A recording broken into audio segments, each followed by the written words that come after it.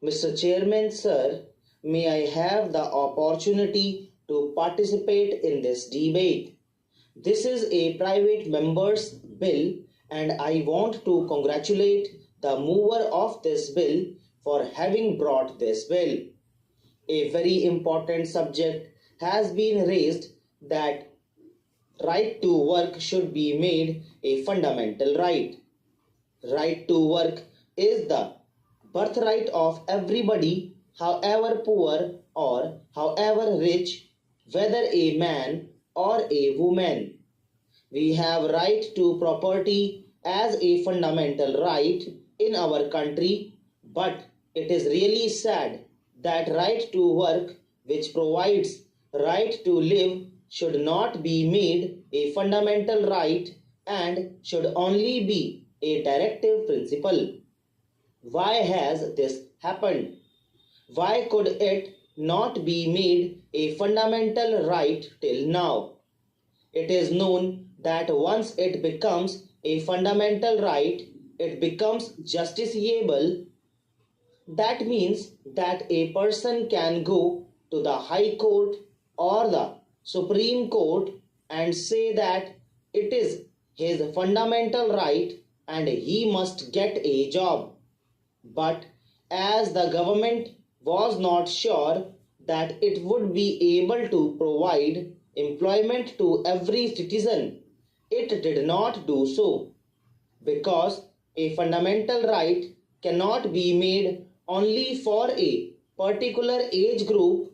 It is for all citizens, and every unemployed citizen can come to the court and claim his right for a job to be given to him. That was the real apprehension, reluctance on the part of the government, but this helps us to raise a larger economic issue of how we can create conditions in our country where every work-worthy person would have a job. It is this subject which is being debated, and this is what should be debated as the most important subject in the parliament and in the country today.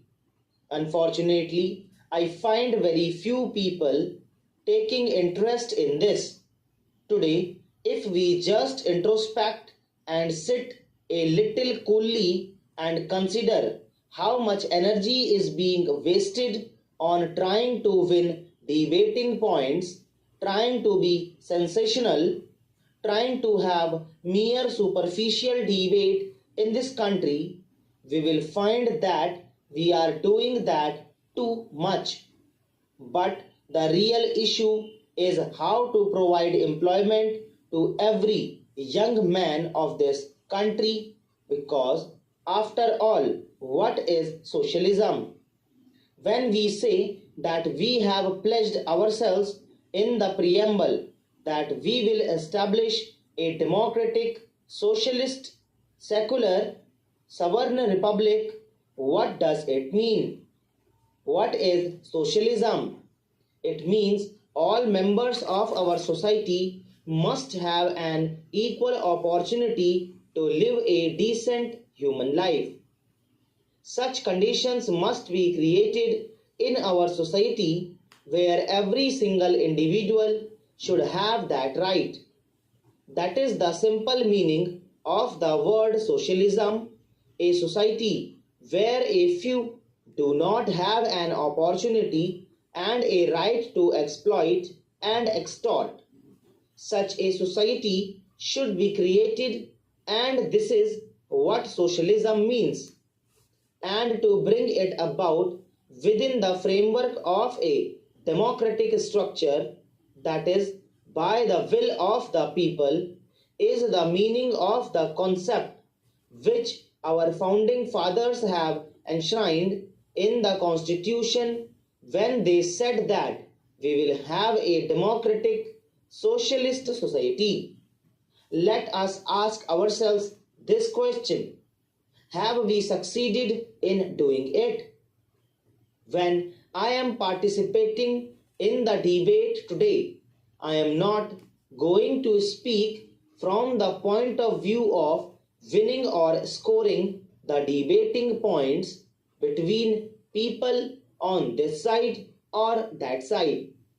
I think it is the duty of all of us, these 800 people in this house and in that house, who have been entrusted by 80 crores of people of this country with the task of doing something that will change their destiny and change their life.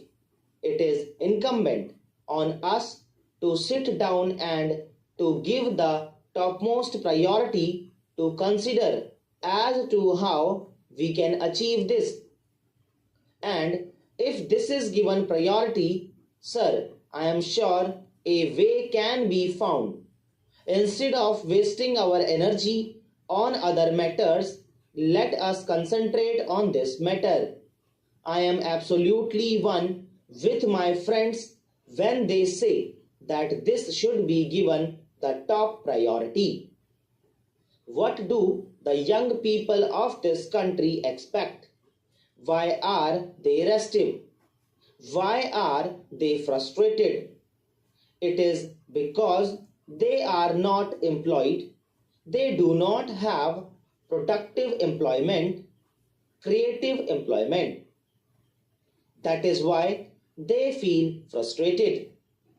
By and large, if this is the fact, sir, then let us consider how this can be achieved. If you want to provide employment, that employment must be productive. What is wealth?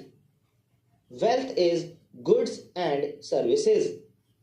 It is not notes.